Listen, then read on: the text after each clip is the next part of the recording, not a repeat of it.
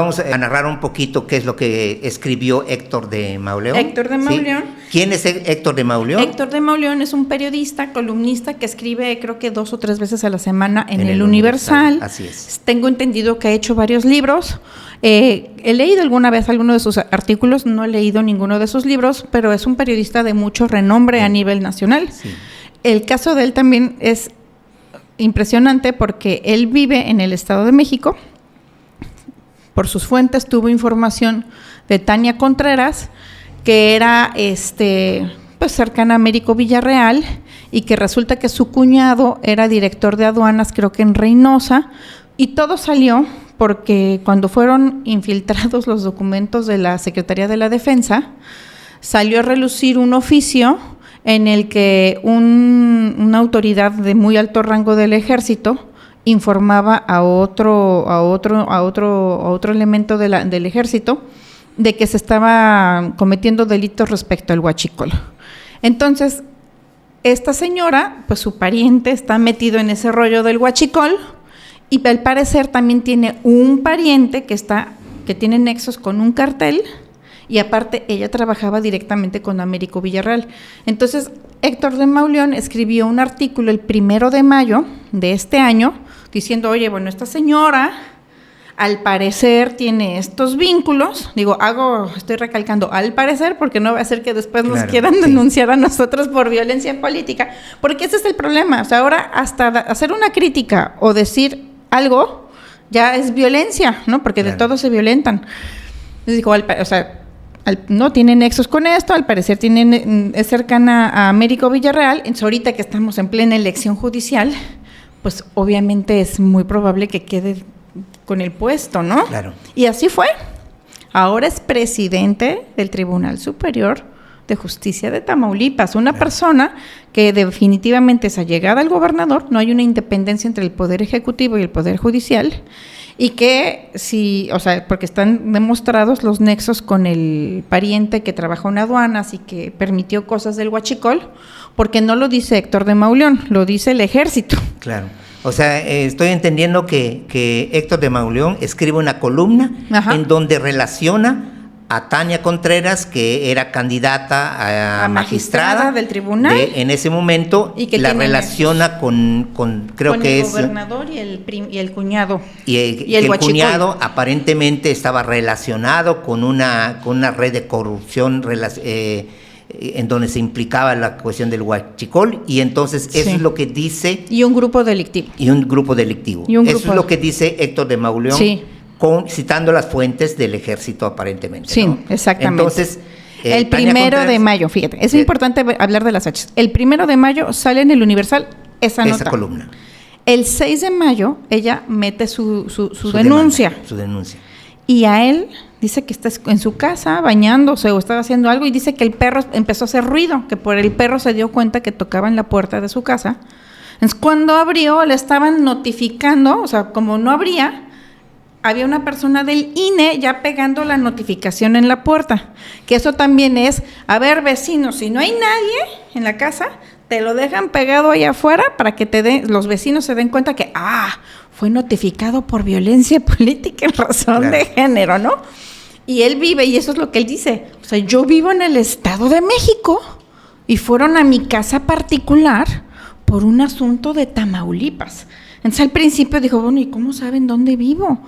No, es que el INE les dijo en dónde vive, porque hay un convenio. Entonces imagínate, se te ocurre criticar a una diputada, y cuando ves, en 6 días, porque para las diputadas sí hay justicia pronta y expedita, es lo que estoy viendo, o para las candidatas cercanas al partido hegemónico, a los 6 días le están notificando en su casa, ya con la sanción de que tienes 12 horas para bajar la columna y para jamás volver a hablar de la señora. Entonces, tengo entendido que el Universal está llevando ya un litigio, me imagino que él también. Ya creo que ya brincaron a la sala superior, no sé si ya están en sala regional o en sala superior, pero ya están escalando a otros niveles el asunto, pues me imagino que para un recurso de revisión o de revocación, porque efectivamente Pero entiendo que al principio la denuncia la había desechado el mismo tribunal, ¿no? Sí. El Instituto Electoral de Tamaulipas no aceptó porque no configuró un delito el delito de violencia política. Es lo que estábamos platicando al principio en la descripción. ¿En dónde viene el elemento del género? Él nunca dijo, ay, es una mujer tonta. No, simplemente dijo, es cercana a Américo Villarreal, su cuñado trabajó en aduanas y en el oficio del ejército lo vinculan con el huachicol fiscal y tiene otro pariente que está relacionado con tal cartel. No hay ningún elemento de género. No hay un elemento para poder configurar el delito, ¿sí? No. Entonces, el Instituto Electoral primero dice que no. Primero dice que no, como no había, desecha el caso, pero sin embargo se van al tribunal, apelan al tribunal y allá en el tribunal es cuando obligan a investigar y a sancionar. Y dice, tienes 12 días, aparte, y eso fue el 15 de mayo.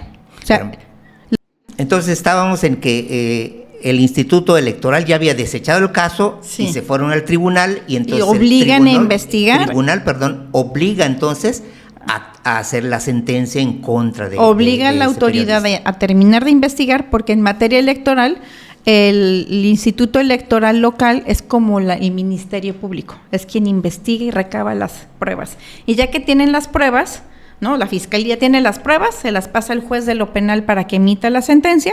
En la cuestión electoral es algo parecido, es el Instituto Electoral local, en este caso de Tamaulipas, quien recaba las pruebas, se las entrega al tribunal y ya es el tribunal electoral quien emite la sentencia.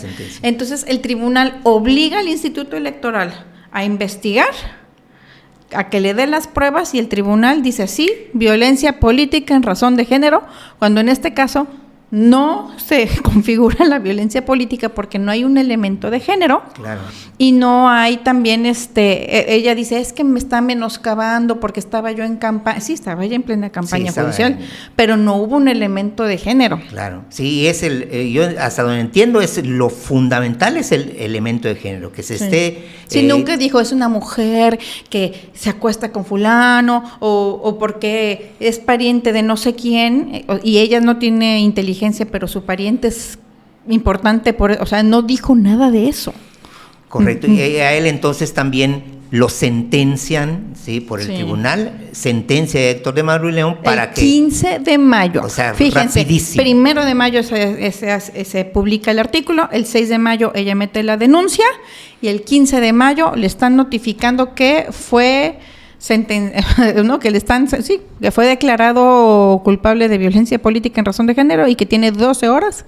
O sea, yo no conozco a nadie que en menos de 15 días le hayan resuelto un problema judicial. Entonces ahí te das cuenta cómo todo se deformó para darle supraderechos a las mujeres políticas que tienen vínculos con el partido hegemónico. No creo que le sucediera eso a una diputada del partido de la oposición. Claro, pero en el caso de, Laida Sansores, gobernadora, rápido y hasta, y juicio civil, electoral y penal contra un pobre periodista que lleva 8 años jubilado, que nunca firmó con su nombre los artículos.